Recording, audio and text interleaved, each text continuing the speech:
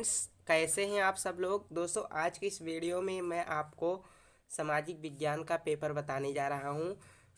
आपके 2023 वार्षिक परीक्षा में यही पेपर आने वाला है, क्योंकि दोस्तों ये बहुत ज़्यादा इम्पोर्टेंट मॉडल पेपर है आपके एग्ज़ाम के लिए। इसमें जितने भी क्वेश्चन हैं आपके परीक्षा के लिए बहुत ज़्यादा इम्पोर्टेंट हैं। सभी क्वेश्चन को देखना है दोस्तों, किसी भी क्वेश्चंस को हल्के में मत लीजिएगा, वरना ये सारे प्रश्न आपको हल्का कर देंगे। किस द्वीप समूह का निर्माण प्रवाल भित्ति से हुआ है? ऐसे द्वीप समूह का नाम बताना है जिसका निर्माण प्रवाल भित्ति से हुआ है। तो इसका राइट आंसर है लक्षद्वीप। अगला प्रश्न है, कौन सी नदी अरब सागर में गिरती है? अरब सागर में गिरने वाली नदियां हैं लूनी नदी, ताप्ती नदी, नर्मदा नदी। तो ऑप्शन सी राइट आंसर है। ठीक है, नर्मदा नदी अरब सागर में गिरती है। ऑप्शन सी करेक्ट आंसर हो जाएगा इसका, याद रखिएगा। नेक्स्ट क्वेश्चन है, दक्षिण अफ्रीका कब स्वतंत्र हुआ? दक्षिण अफ्रीका को दोस्तों स्वतंत्रता कब मिली थी? तो इसका राइट आंसर है 27 अप्रैल 1994। ठीक है, 27 अप्रैल 1994 में दक्षिण अफ्रीका को स्वतंत्रता मिली थी। 27 अप्रैल 1994, याद रखिएगा। ऑप्शन डी करेक्ट आंसर है। अगला प्रश्न है, फ्रांसीसी क्रांति कब हुई थी? फ्रांसीसी क्रांति 1789 ईस्वी में हुई थी। मार्सिले क्या है? मार्सिले दोस्तों क्या है? क्या इंग्लैंड का राष्ट्रगान है, जर्मनी का राष्ट्रगान है, या फिर फ्रांस का राष्ट्रगान है? तो जी हाँ, फ्रांस का राष्ट्रगान है। कहाँ का राष्ट्रगान है? जी हाँ, मार्सिले फ्रांस का राष्ट्रगान है, याद रखिएगा, बहुत इंपॉर्टेंट है। नेक्स्ट क्वेश्चन, भारत की किस नदी को दक्षिण की गंगा कहा जाता है? ये है गोदावरी, बी है ब्रह्मपुत्र, सी ऑप्शन है ताप्ती, एंड डी ऑप्शन है कृष्णा। तो सही आंसर इसका है गोदावरी नदी। गोदावरी नदी को दक्षिण भारत की गंगा के नाम से जाना जाता है।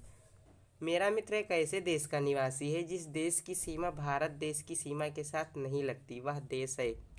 मतलब कि दोस्तों आपको वो देश बताना है जिसकी सीमा भारत देश के साथ नहीं लगती है।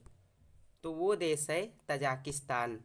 तजाकिस्तान की सीमा भारत देश के साथ नहीं लगती है, और इसमें भूटान की सीमा लगती है भारत देश के साथ, और नेपाल की भी लगती है। बांग्लादेश की सीमा भी भारत देश के साथ लगती है, लेकिन तजाकिस्तान की सीमा भारत देश की सीमा के साथ नहीं लगती है। ओके, याद रखिएगा।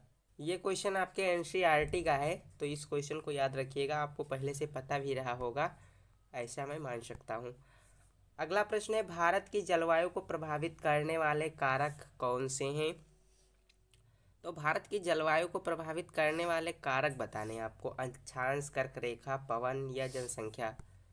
तो दोस्तों भारत की जलवायु को प्रभावित करने वाले कारक है अक्षांश, अक्षांश, पवने। ठीक है, अक्षांश, पवने भारत की जलवायु को प्रभावित करते हैं। तो यहाँ पे जो ऑप्शन है दोनों सही है, लेकिन जो आपको पेपर में मिलेगा उसमें कोई एक ही ऑप्शन होगा। इसमें दो ऑप्शन दिए हैं, जिसमें से अक्षांश भी इसका राइट आंसर है, पवने भी इसका राइट आंसर है। ठीक है, एग्जाम में आपको या तो अक्षांश मिलेगा या फिर पवने मिलेगा, और भी इसके मतलब भारत की जलवायु को प्रभावित करने वाले कई कारक हैं, तो उनको भी आप लोग पढ़ सकते हैं। अगला प्रश्न है, सोवियत संघ का विघटन कब हुआ था? सोवियत संघ का विघटन 8 दिसंबर 1991 ईस्वी को हुआ था। सामाजिक उपबंध नामक पुस्तक की रचना किसने की थी?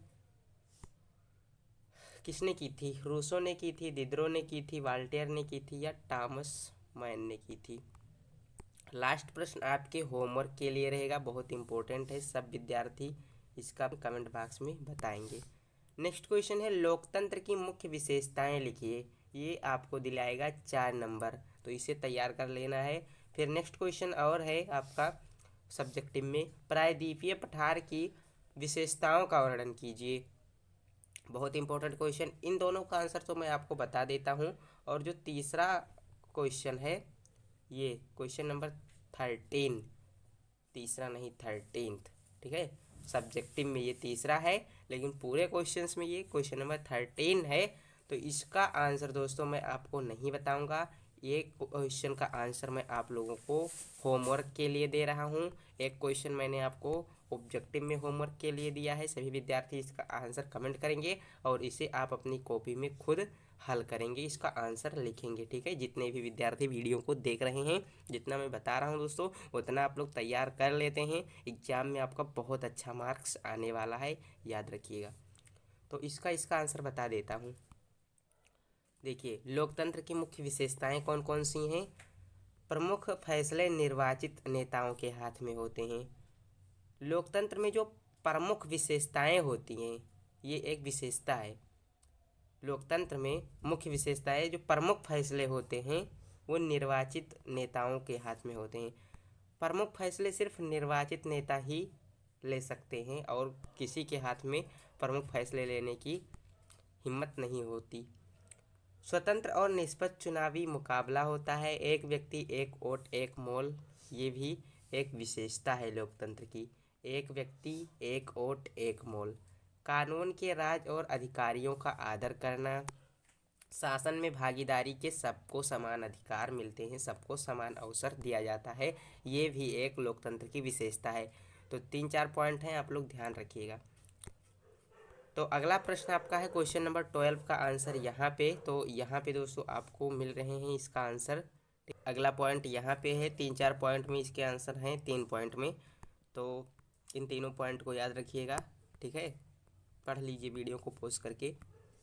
तो चलिए दोस्तों, मिलते हैं नेक्स्ट वीडियो में। वीडियो पसंद आई है तो लाइक कर दें। आगे भी इस तरह की वीडियो देखनी है, इंपॉर्टेंट क्वेश्चन आपको चाहिए जो आपके पेपर में आने लायक रहते हैं, ऐसे क्वेश्चन मैं बताता रहता हूं जो इंपॉर्टेंट क्वेश्चन रहते हैं, जो आपकी परीक्षा में पूछे जाते हैं।